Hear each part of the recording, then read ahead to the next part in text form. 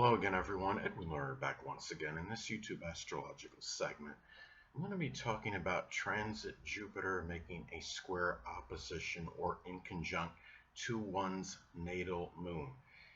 Now, when we're talking about transits that involve Jupiter, it can be about expanding horizons, going outside the box, so to speak, enthusiasm, exuberance, optimism, jocularity, joviality, the truth, and veracity. Now, when we're talking about transit Jupiter basically making an adverse aspect to one's natal moon, when I say basically adverse aspect, I'm going to elaborate on that, is the fact that of course, squares and oppositions in astrology, those aspects are adverse and negative. Now, the inconjunct aspect can be seen as neutral, but when you have an inconjunct in astrology, it can be about an adjustment, a transition, and those things can have some tension and can be a little exasperating. So, collectively, I mean, this is basically an adverse aspect. Now, when you have transit Jupiter basically making the adverse aspect to one's natal moon, well, it may manifest in expanding horizons, going outside the box, so to speak, enthusiasm, exuberance, optimism, jocularity, joviality, the truth, veracity. It may conflict with your emotional needs. You may not have the enthusiasm to do things that are connected with your emotional needs at this time. If the Moon is in Aquarius, as an example. Those may be things connected with astrology, the internet, astronomy, computers, electronics, even innovation.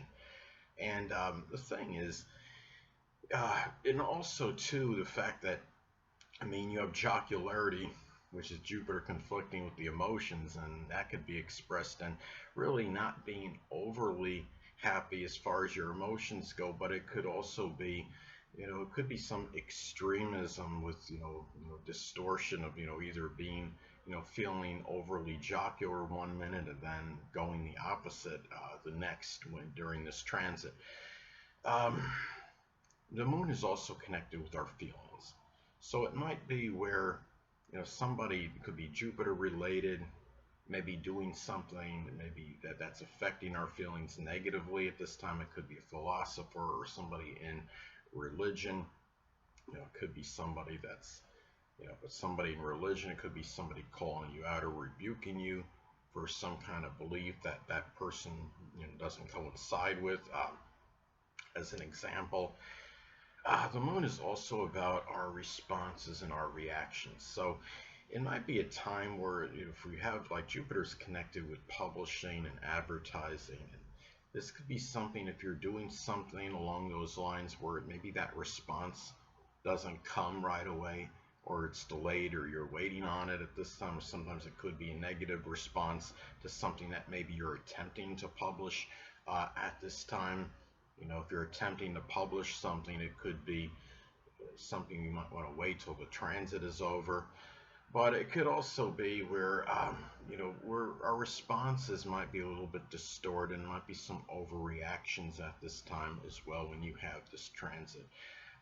Another thing, and the moon, say the natal moon is in Gemini, could be very high strung, excitable, emotional type of responses or reactions at this time. Now, the moon is also connected with the home and the family, the mother. And at this time, it might be harder at this time to express joviality with these people, or your home, people that are in your home life, or even in matters pertaining to the home. And if you're trying to say if the moon is in Scorpio, and might be some transformation of the home, that maybe you're just not really up for, you're not overly enthusiastic or exuberant about at this time. It could be a situation with a mother or people you're simply close to home with. You don't really have, really that much, again, the enthusiasm might not be there, or you might not be optimistic about something that is associated with these people at this time, whether it's trying to rekindle a connection or whatever it might be. Maybe some activities you wanted to do with them at this time, as some examples.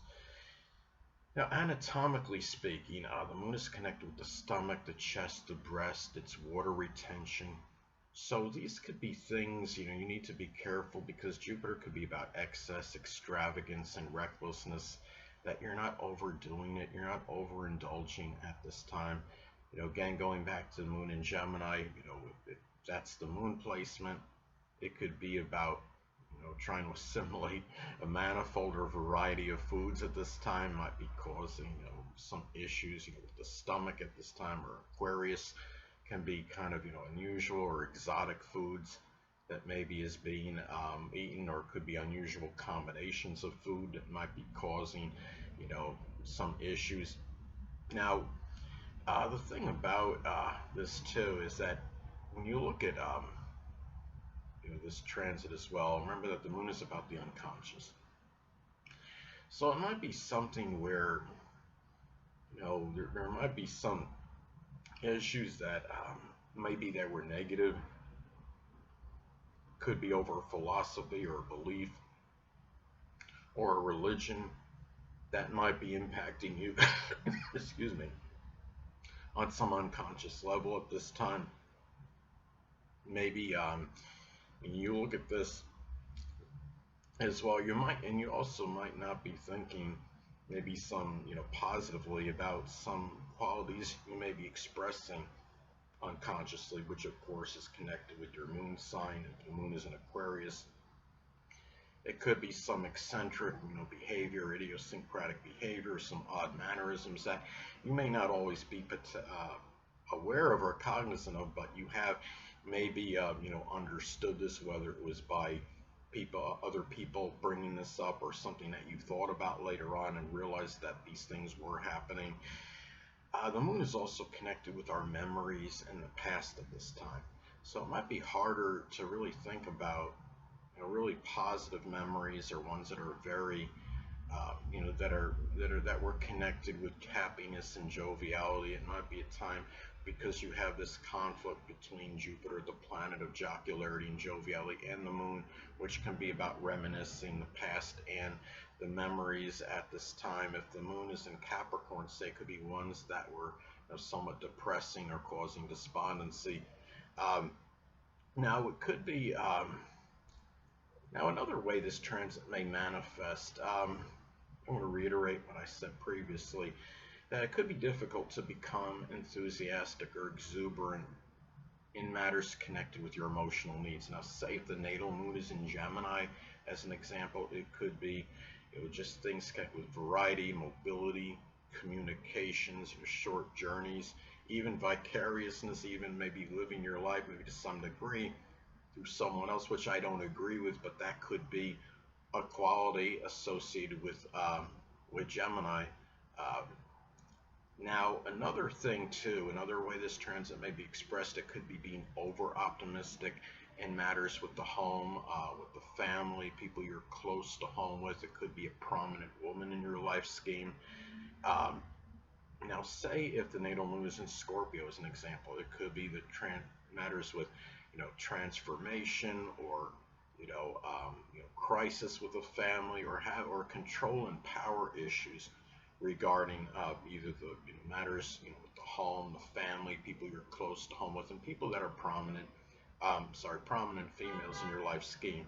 Now, another thing can be is that this could also be this transit can be expressed in philosophical differences that may be connected with the mother, or it could be prominent women, people you're close to home with, as some examples. Now, let's say if Jupiter is in Aries, as an example, this could be connected with courage, and maybe a situation, and it could be something. It could be if Jupiter is in Aries, as an example, it can be connected.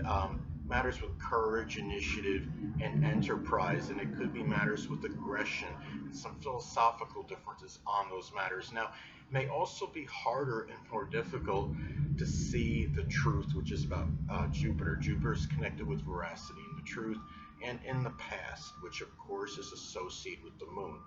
Now, if the moon, natal moon is in Taurus, as an example, it could be matters, maybe you were expressing some avaricious or greedy tendencies, or matters connected with your values, as some examples, or matters being overly persistent, or holding on to grudges too long. Hold on a moment, people.